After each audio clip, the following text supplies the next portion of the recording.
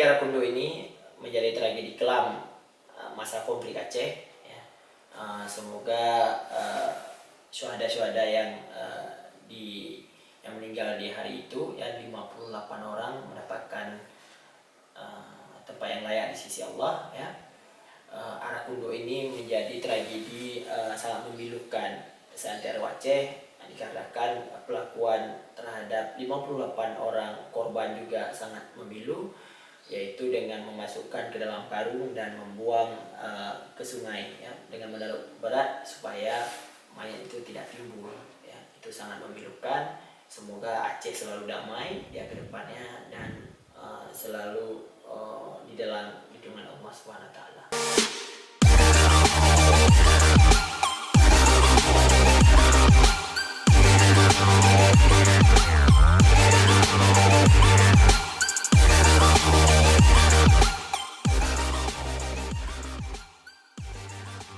Halo, assalamualaikum. Bertemu lagi dengan kita di sini, akan ngobrol-ngobrol terkait dengan headline terkini saat ini. Ada apa saja nih? Bang Deddy mungkin boleh cerita ke kita ada apa nih dalam seminggu atau sepekan terakhir?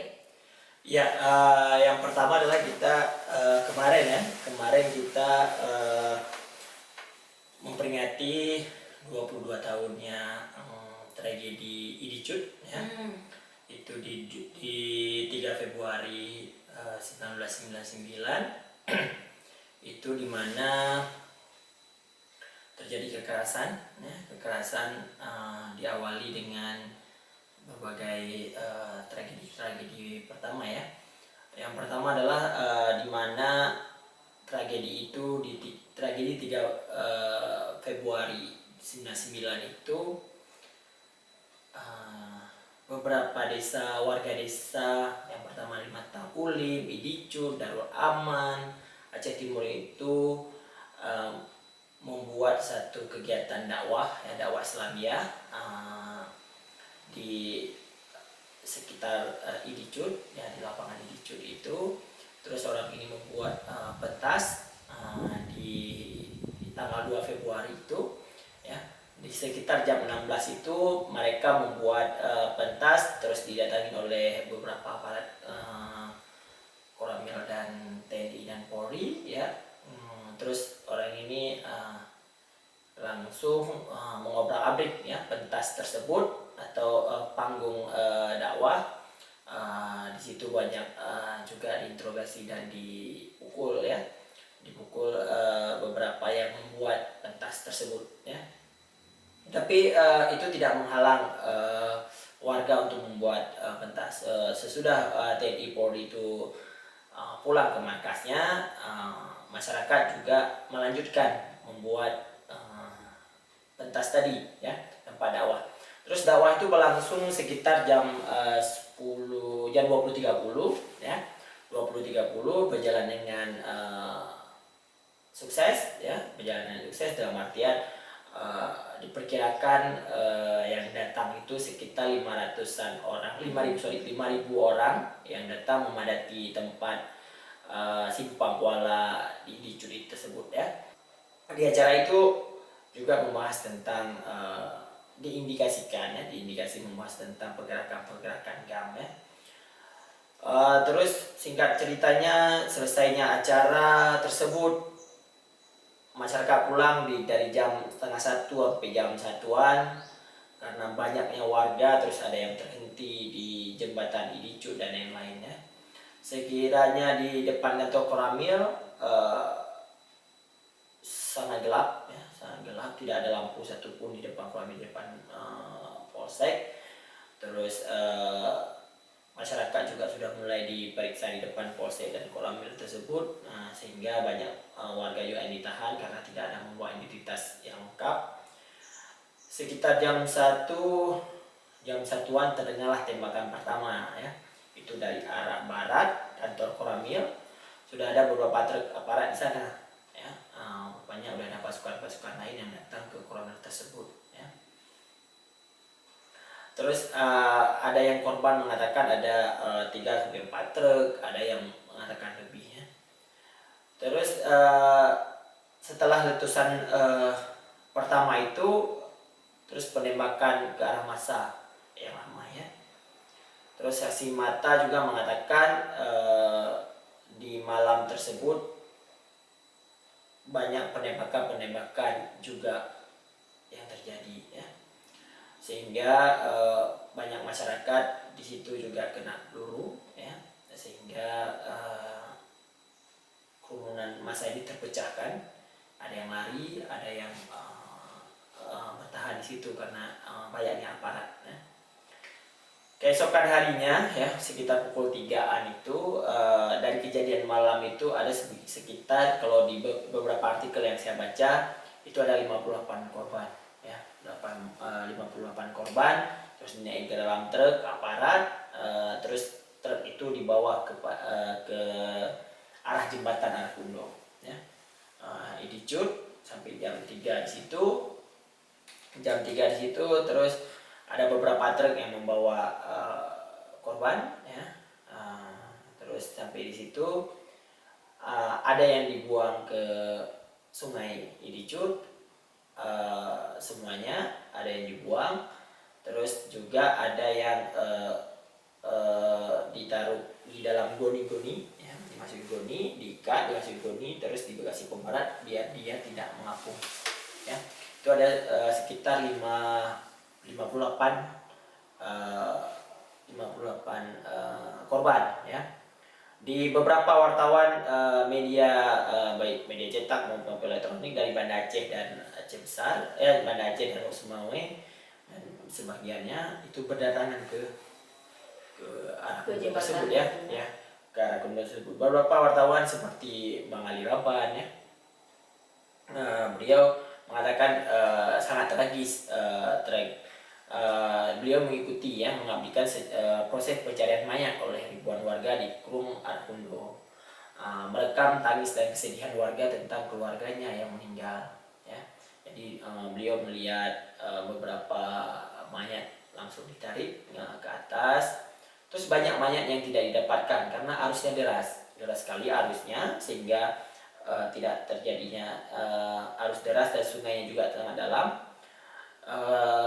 Di hari itu diperbantukan oleh penyelam PT Arun. Nah, penyelam PT Arun lah yang mendapatkan banyak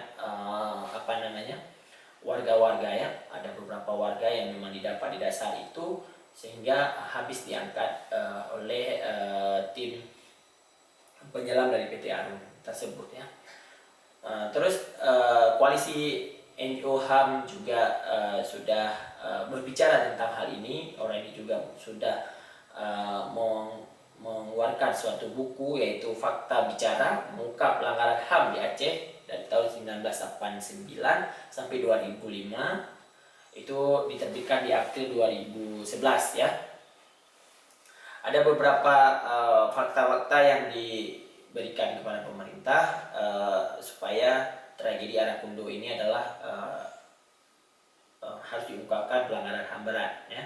Tapi sampai sekarang pelanggaran HAM berat itu tidak selesai dan tidak pernah direkonsiliasi ya.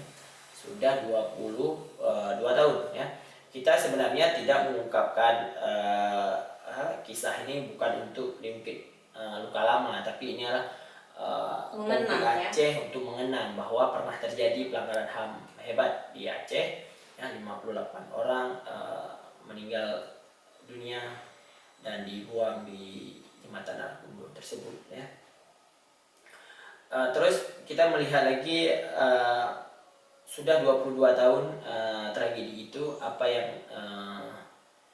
dirasakan atau didapatkan oleh warga yang menjadi korban ya. Sampai sekarang pelaku utamanya tidak pernah diungkapkan ya, nggak pernah diadili, dan juga apapun yang dilakukan, apapun yang disangkakan oleh aparat kepolisian maupun TNI Polri juga belum terpecahkan ya. Dimana dan di dalam tragedi ini juga pihak-pihak yang bertanggung jawab juga tidak pernah diadili ya.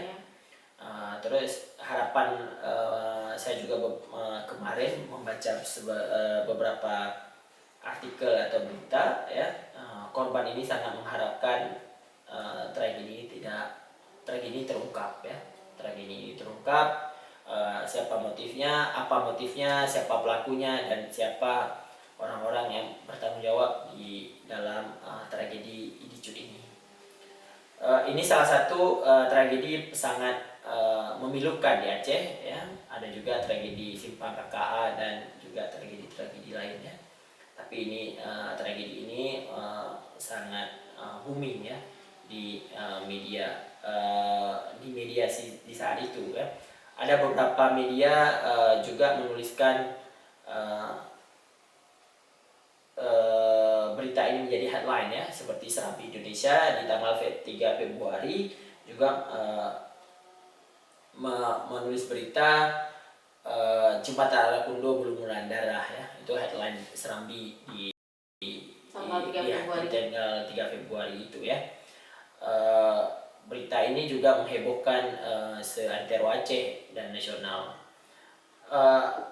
Apa yang terjadi sebenarnya di situ juga masih simpang siur. Ada yang mengatakan bahwa di dakwah Islamiyah itu disusupi oleh anggota GAM atau disusupi informasi-informasi tentang GAM, itu adalah harus mengikuti atau mengajak warga untuk berperang. Ada juga mengatakan bahwa sudah memproklamirkan bahwa ada pergerakan GAM yang sangat meluas nantinya di Aceh. Makanya dari situ informan itu masuk kepada ABRI dulu ya, sehingga dari ABRI mengambil sikap tegas terhadap kelompok-kelompok tersebut ya. Namun kalau misal dilihat waktu itu kasusnya kan juga melibatkan masyarakat ya, karena nggak bisa dipilah-pilah lagi yang beneran mengikuti, yang mana yang memang tapi dalam artian mungkin tadi karena dia mendengar ceramah tentang itu, jadi dia termasuk dalam orang yang simpatisan gitu ya. Sebenarnya dari beberapa pengunjung mengatakan bahwa itu isi ceramah agama ya. Ceramah agama yang diisi, tapi yang informan yang diterima oleh aparat keamanan bahwa itu terjadinya adalah pengajaan ya, atau rekrutmen atau menyuarakan pergerakan GAM kepada khalayak ya. Dilihatnya juga massa sangat besar, makanya harus diambil sikap tegas oleh aparat keamanan di waktu itu. Bisa kita mengatakan bahwa tragedi ini sangat memilukan di Aceh dikarenakan sebagian warga didapatkan dengan kondisi yang tidak layak, yaitu diikat, dimasukkan karung dan diikat beban biar dia tidak mengapung ya. Itu rata-rata mayat yang ditemukan di dasar Arakundo itu begitu perlakuannya ya. 22 tahun yang lalu 22 tahun yang sudah berlalu ini menjadi tragedi sangat memilukan. Ada beberapa juga saksi mengatakan bahwa pernah dipukuli, diinjak, dilempar dalam truk ya.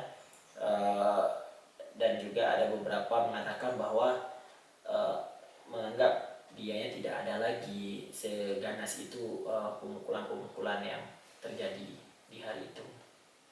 Kalau Bang Deddy sendiri setuju nggak sih semestinya rekonsiliasi ya istilahnya, yang bisa mempertemukan keluarga kah, apakah keluarga korban dengan pelaku gitu, itu setuju nggak dilakukan hal seperti itu? Ya, di Aceh sudah ada KKN ya.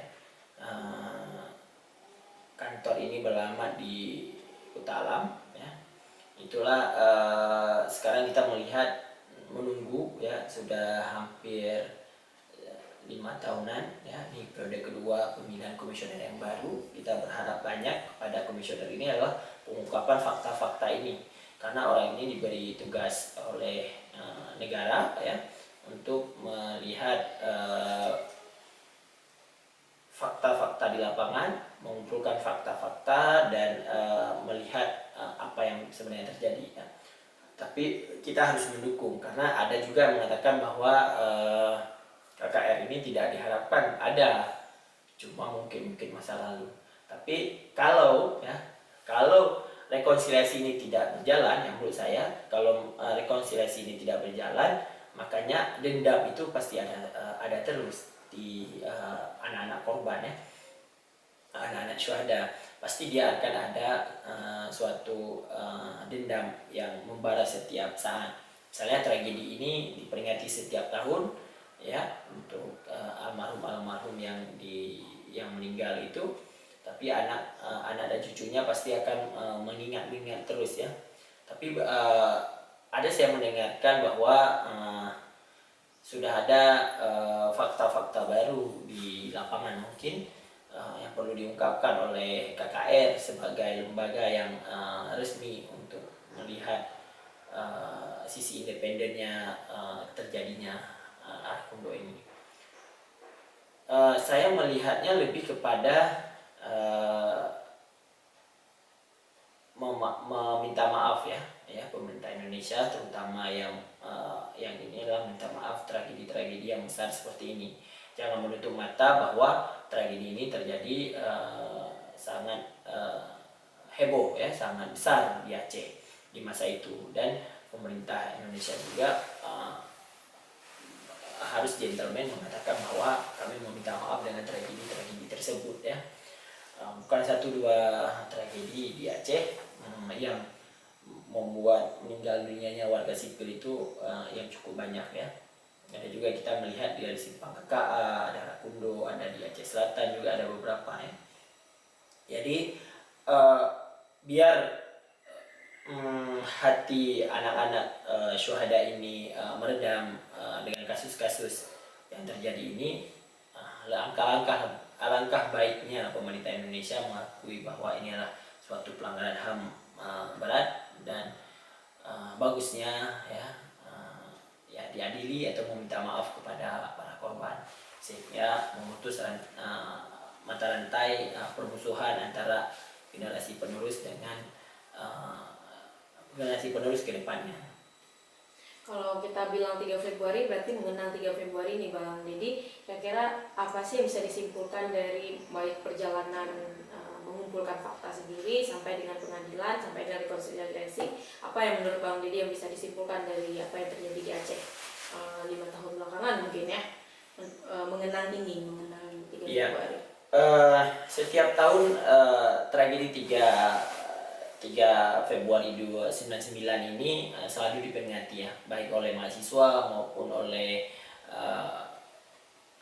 NGO HAM atau memang LSM yang lain ya. Yang bisa kita simpulkan adalah setiap tahun masyarakat Idijut ini kepengennya mengungkapkan fakta-fakta di lapangan itu dengan independen ya. Juga menginginkan bahwa ada rekonsiliasi pengungkapan fakta dan pengungkapan kasus ini ya, karena kasus ini tidak berdiri dengan sendirinya, tidak ada unsur tidak ada unsur kesendiriannya, makanya dia harus ada sifat komandonya ya. Itu harus diusut, karena kenapa? Kalau ini tidak diusut akan menjadi bumerang setiap tahunnya ya. Dia akan setiap tahun akan berkobar. Ini 22 tahun ya, kemungkinan nanti ada beberapa tahun ke depan semua orang akan tahu bahwa ini pernah terjadi. Maka lebih baiknya dengan ada lembaga rekonsiliasi tersebut, semoga rekonsiliasi berjalan dengan lancar ya, memahami bahwa kasus ini adalah kasus pelanggaran HAM berat, maka yang menjadi korban dan pelaku harus dipertemukan, apakah permintaan maaf dari para pelaku atau memang diusut ke pengadilan. Banyak kisah ya atau apa semacam itu ya. Baik, terima kasih banyak Bang Dedi sharingnya. Semoga ini semua juga menjadi informasi atau kayak menguatkan kita kembali ingatan kita tentang kejadian Arakundo di 3 Februari tahun 1999 ya. Terima kasih sudah menonton. Sekian, Assalamualaikum.